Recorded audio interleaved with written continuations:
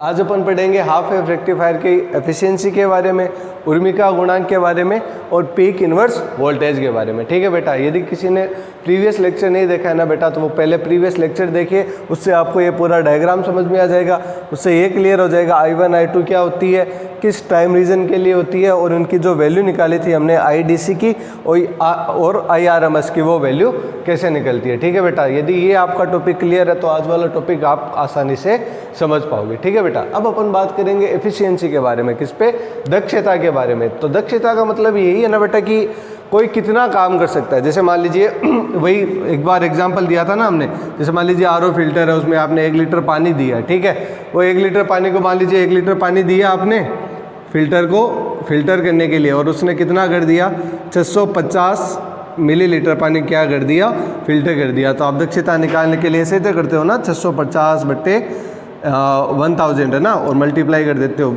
100 से, है ना, तो वो क्या निकल जाती है, एफिशिएंसी निकल जाती है कि हमारा RO की एफिशिएंसी कितनी है। ठीक है बेटा, तो अब अपन RO तो नहीं है हमारे पास, लेकिन क्या है, फुल वेव रेक्टिफायर है ना बेटा। तो फुल वेव रेक्टिफायर की दक्षता क्या होगी कि आपको शक्ति कितनी मिली, तो शक्ति किससे मिलेगी, आपको मिलेगी DC पावर कितनी मिली, ठीक है, बटे इनपुट में आपने AC पावर कितनी दी और मल्टीप्लाई किससे कर देना बेटा, 100 से, मल्टीप्लाई किससे कर देना, 100 से। तो ये क्या निकल जाएगा, एफिशिएंसी के लिए फॉर्मूला निकल जाएगा। ठीक है बेटा, तो नीटा की वैल्यू कैसे निकालें, कि इसके लिए आपको PAC और PDC रिक्वायर्ड रहेगा। तो PDC निकालने के लिए P होता क्या है, P होता है पावर, और पावर क्या होता है बेटा, I स्क्वायर अर्थात धारा का स्क्वायर, मल्टीप्लाई किससे करोगे आप, रेजिस्टेंस है, मल्टीप्लाई रेजिस्टेंस है। लेकिन यहाँ पे I जो स्क्वायर होगा वो किसका होगा बेटा, IDC का क्या होगा, स्क्वायर होगा, और IDC यहाँ पे लिखा हुआ है बेटा। IDC की वैल्यू कितनी है, 2IM अपॉन पाई, कितना बेटा, 2IM अपॉन में कितना हो जाएगा बेटा, पाई का क्या हो जाएगा, होल स्क्वायर, और मल्टीप्लाई किससे हो जाएगा, मल्टीप्लाई हो जाएगा RL से। ठीक है बेटा, तो अब ये होल स्क्वायर कीजिए, ये तो कितना हो जाएगा, 4IM स्क्वायर अपॉन कितना आ जाएगा बेटा, पाई स्क्वायर, ठीक है, और मल्टीप्लाई किससे हो जाएगा, RL से। बताओ PDC की वैल्यू समझ में आई, ठीक है। और आपको यदि और क्लियर करना है इसकी परिभाषा क्या है, तो आप यह बोल सकते हो निर्गत DC पावर या निर्गत DC शक्ति बटे निवेशी, आपने कितना दिया, निवेशी क्या हो जाएगा, निवेशी में दिया था आपने AC पावर। ठीक है बेटा, तो ये क्या कहलाएगा, एफिशिएंसी कहलाएगा। तो PDC तो निकाल लिए, PDC निकालने के बाद अपन को निकालना रहेगा PAC, क्या निकालेंगे, PAC। लेकिन PAC में जो करंट की वैल्यू लेंगे वो कौन सी लेंगे, IRMS की वैल्यू लेंगे, ठीक है बेटा, और मल्टीप्लाई करेंगे तो इसमें R प्लस RL लेंगे। क्यों लेंगे बेटा, क्योंकि देखो AC कहाँ से स्टार्ट होती है, यहाँ से, और AC RL तक चलती है बेटा, ये इंपॉर्टेंट है, ठीक है।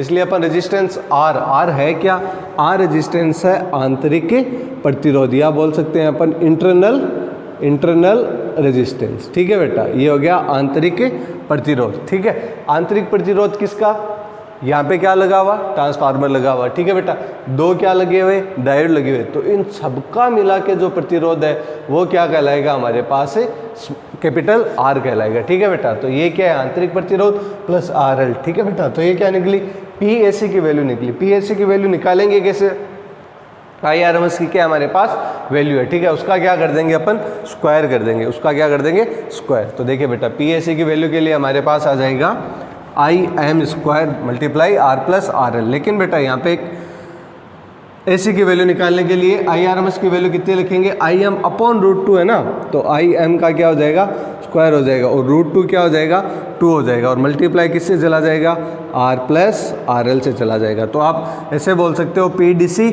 और PAC की वैल्यू इक्वेशन 1 कहाँ पे, इक्वेशन 1 ये है, ठीक है, इक्वेशन 1 में रखने पर, ठीक है, PAC व PDC की वैल्यू इक्वेशन 1 में रखने पर, तो नीटा की वैल्यू कितनी आएगी बेटा, देखो, तो नीटा के लिए हमारे पास आ जाएगा PDC का मान कितना, 4IM स्क्वायर, ठीक है बेटा, 4IM square upon pi square, और मल्टीप्लाई किससे हो जाएगा, RL स्क्वायर से, ठीक है, RL से, स्क्वायर से नहीं, RL से, ठीक है। और यहाँ पे PAC की वैल्यू कितनी आ जाएगी, PAC की वैल्यू आ जाएगी हमारे पास IM स्क्वायर अपॉन कितना I M square upon R plus कितना हो जाएगा आर एल, आर प्लस कितना हो जाएगा आर एल हो जाएगा, और मल्टीप्लाई में कितना चला जाएगा, मल्टीप्लाई में चला जाएगा 2 चला जाएगा। ठीक है बेटा, अब देखो आई एम स्क्वायर से आई एम स्क्वायर कैंसिल आउट हो गया। ठीक है, और कुछ हो रहा है, और 4 से 2 कैंसिल आउट नहीं होंगे क्या बेटा, देखो 4 इसमें तो आ रहा है PDC में ऊपर और PSC में, हाँ तो ये क्या हो जाएगा मल्टीप्लाई हो जाएगा, और इसको जब अपन टोटल वैल्यू को सोल्व करेंगे ना तो नीटा आएगा हमारे लगभग 42.28%। कितना 42.28%। तो ये क्या आ गई हाँ सॉरी इसके लिए निटा दक्षता आ गई, किसके लिए, फुल वेव रेक्टिफायर के लिए। ये निटा कैसे आती है बेटा, हाफ वेव के लिए पूरा एक्सप्लेन करवाने को अपन यहाँ पे करवा सकते हैं, वीडियो क्या हो जाएगा लेंथी हो जाएगा। अब किसी को देखना हो कि निटा कैसे निकलता है तो यहाँ पे वापस अपन वैल्यू रख के किसकी आर एल क्या ले लेंगे, कॉमन ले लेंगे। यदि आप किसी को नहीं भी समझ में है ना बेटा तो आर एल कॉमन ले लेंगे, तो आर एल तो क्या हो जाएगा बेटा कैंसिल आउट हो जाएगा, और 1 प्लस आर अपॉन क्या चला जाएगा आर एल चला जाएगा। और फिर जब अपन वैल्यू रखेंगे तो जो लगभग वैल्यू बनेगी बेटा वो किसके बराबर बनेगी, हमारे पास लगभग वैल्यू बनेगी पूर्ण तरंगदैर्ध्य कार्य के लिए, हाँ 81.2%, 81.2%। सॉरी बेटा ये वैल्यू गलत लिखी है, 81.2%। ठीक है, निकालेंगे कैसे, आर एल क्या ले लेंगे कॉमन ले लेंगे। ठीक है, और फिर पाई की जैसे वैल्यू रख के, और जो लोड लगाना तो हमारे हाथ में है। ठीक है, तो लोड की वैल्यू रख के अपन क्या निकाल सकते हैं, निटा निकाल सकते हैं। ठीक है, फुल हाफ वेव के लिए समझाया था, फुल वेव के लिए अभी ये बातें स्किप करूंगा ताकि अपन आगे टॉपिक के पढ़ सकें। ठीक है बेटा, तो ये किसका हुआ एफिशिएंसी फुल वेव के लिए। अब अपन पढ़ेंगे क्या, रिपल फैक्टर। यदि आप स्क्रीनशॉट लेना चाहो तो ले सकते हो। और रिपल फैक्टर का मतलब होता है उर्मिका गुणांक। उर्मिका का मतलब समझिए, देखिए जो अपन को फुल वेव रेक्टिफायर के लिए आउटपुट मिला था, याद हो तो ग्राफ बनाया था हमने, समथिंग लाइक दैट बनाया था ना। अब बताओ क्या जो आउटपुट में आपको जो करंट मिली, ठीक है, क्या उसमें कंप्लीट डीसी है? नहीं है सर। क्यों? क्योंकि देखिए सर ये क्या कर रहा है, यहाँ पे वेरिएशन कर रहा है। वेरिएशन कर रहा है इसका मतलब डीसी तो ऐसी कोई बात नहीं कहता। डीसी क्या कहता है कि ऐसी करंट जो विद रेस्पेक्ट टू टाइम क्या रहे, अपना मैग्नीट्यूड और डायरेक्शन ना बदले, क्या कहलाएगी, डीसी करंट कहलाएगी। लेकिन जो हमें आउटपुट में डीसी मिली उसमें क्या कंप्लीट रूप से डीसी है? नहीं, डीसी लगभग कितनी है, लगभग इतनी है। ठीक है, बाकी किसका पार्ट है सर? एसी का पार्ट है। तो उर्मिका गुणांक क्या कहता है कि जो आपको आउटपुट में डीसी मिली ना उसमें एसी का पार्ट कितना है, वो क्या कहलाएगा, उर्मिका गुणांक। अर्थात एसी और डीसी का अनुपात ये क्लियर करेगा कि आपको जो आउटपुट में डीसी मिली ना वो शुद्ध रूप से डीसी है या नहीं, और यदि वो अशुद्ध है तो उस अशुद्ध रूप में एसी का कितना मान है। तो यहाँ पे रिपल फैक्टर कितना हो जाएगा? रिपल फैक्टर हो जाएगा निर्गत धारा में, निर्गत धारा में। ठीक है बेटा, निर्गत धारा में किसका मान? एसी का मान। ठीक है, एसी का कितना मान है बट्टे निर्गत धारा में, निर्गत धारा में। ठीक है बेटा, निर्गत धारा में किसका मान? डीसी का मान कितना। यदि आपको कोई परसेंटेज में पूछ ले तो 100 से क्या कर देंगे, मल्टीप्लाई कर देंगे। ठीक है बेटा, अब देखो अपन को वैल्यू निकालनी है किसकी, आर की। तो आर की वैल्यू निकालने के लिए अपन यह बोल सकते हैं जो रिपल फैक्टर होता है वो हमारा कितना होता है, आई एसी अपॉन कितना होगा, आई डीसी। ठीक है बेटा, और मल्टीप्लाई कितना हो जाएगा, 100 से हो जाएगा। अब देखो आई डीसी की तो वैल्यू पता है हमें, लेकिन आई एसी की वैल्यू नहीं पता है। तो आई एसी की वैल्यू निकालने के लिए आपको याद हो तो हमने हाफ वेव में किया था, आई आर एम एस का होल स्क्वायर, ये होता है कितना, आई एसी स्क्वायर प्लस कितना, आई डीसी स्क्वायर। ठीक है बेटा, तो यहाँ से अपन वैल्यू निकाल लेंगे किसकी, आई एसी की। तो आई एसी की वैल्यू आ जाएगी nothing but I R M S का स्क्वायर माइनस कितना आ जाएगा, माइनस आ जाएगा आई डीसी का स्क्वायर। ठीक है बेटा, अब ये वैल्यू कहाँ पे कर देंगे, यहाँ पे पुट कर देंगे और रिपल फैक्टर की क्या निकालेंगे, वैल्यू निकालेंगे। तो रिपल फैक्टर आ जाएगा हमारे पास under root I R M S square, I R M S square minus कितना हो जाएगा, आई डीसी स्क्वायर अपॉन कितना हो जाएगा, आई डीसी, और मल्टीप्लाई हो जाएगा 100 से।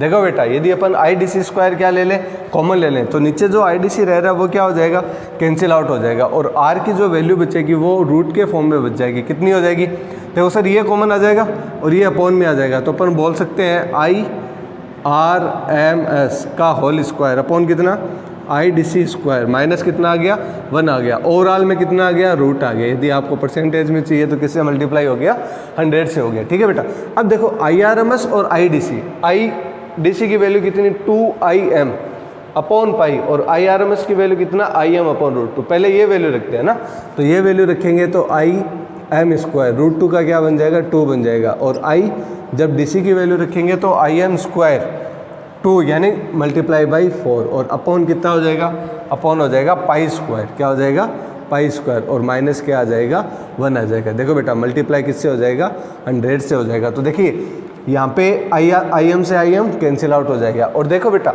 π² है कॉन्स्टेंट है, और 2 और 4 क्या हो गए कॉन्स्टेंट हो गए। जब अपन इनको सोल्व करेंगे तो लगभग बता रहा हूँ शायद 42 पॉइंट या 41 पॉइंट क्या आएगी 20, कितनी आएगी वैल्यू आएगी किसकी, रिपल फैक्टर की। एक बार क्लियर कर लेते हैं बेटा, यही है ना वैल्यू 48.20 है बेटा, 48.20, ठीक है बेटा। ये किसकी वैल्यू आई, रिपल फैक्टर अर्थात उर्मिका गुणांक की। किसके लिए, फुल वेव के लिए। आपको पता हो तो हमने हाफ वेव के लिए भी निकाला था। हाफ वेव में ये वैल्यू क्या आ रही थी, ज़्यादा आ रही थी। इसका मतलब हाफ वेव में जो AC की वैल्यू रहती है वो क्या रहती है, ज़्यादा रहती है, और DC के लिए कितनी आई है 48.20। अब अपन पढ़ेंगे किसके बारे में, पीक इनवर्स वोल्टेज के बारे में, अर्थात प्रतीप शिखर वोल्टता के बारे में। तो देखिए प्रतीप शिखर वोल्टता होती क्या है। मान लीजिए यहाँ से अपन ने क्या हटा लिया, RL हटा लिया, लोड को हटा ही दिया, इनपुट तो अभी भी मिल रहा है बेटा, इनपुट तो अभी भी सिग्नल दे रहा है, इनपुट सिग्नल दे रहा है, तो यहाँ पे एक वोल्टेज आएगी। कब, जब RL नहीं लगा रहे, तो ये वोल्टेज है कितनी आएगी EM, और यहाँ पर भी एक कोई वोल्टेज आएगी, कितनी आएगी -EM आएगी, वो अलग बात है। लेकिन अपन रिजल्टेंट देखना चाहें कि भी परिणामी वोल्टेज कितना मिलेगा, कब, जब अपन धारा का चालन नहीं कर रहे, या बोल दो कि आउटपुट में अपन DC वोल्टेज नहीं ले रहे, उस कंडीशन पे जो डायोड में वोल्टता का मान होगा वो क्या कहलाएगा बेटा, प्रतीप शिखर वोल्टता कहलाएगा। तो प्रतीप शिखर वोल्टता की वैल्यू यहाँ पे कितनी हो जाएगी, हाफ वेव के लिए देखा था तो EM आई थी, ठीक है बेटा। अब फुल वेव है तो 2 डायोड हो गए, तो दो डायोड हो गए तो कितनी आ गई 2EM आ गई। परिभाषा क्या लिखोगे, जब अपन धारा का चालन नहीं करते, धारा का चालन नहीं करते, किस केस में, फुल वेव रेक्टिफायर के केस में। तो जो डायोड पर वोल्टेज होगा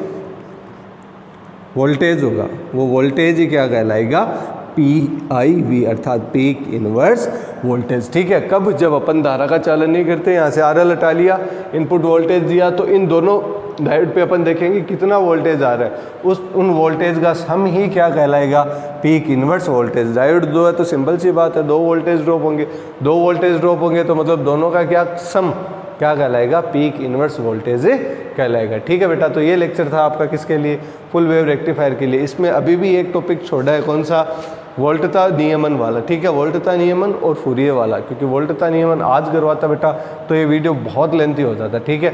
मैं पार्ट्स में करवा रहा हूँ ताकि आप आराम से पढ़ सको, सिंपली आप अपने नोट्स बना सको, ठीक है बेटा। तो अब जो अपन नेक्स्ट पढ़ेंगे वो पढ़ेंगे वोल्टता नियमन के लिए और फूरियेज ट्रांसफॉर्मेशन के लिए। इस टॉपिक से रिलेटिव आपको कोई प्रॉब्लम हो, कोई क्यूरीज हो, कोई डाउट हो तो बेटा ग्रुप बना हुआ है, आप पूछ सकते हो, ठीक है बेटा।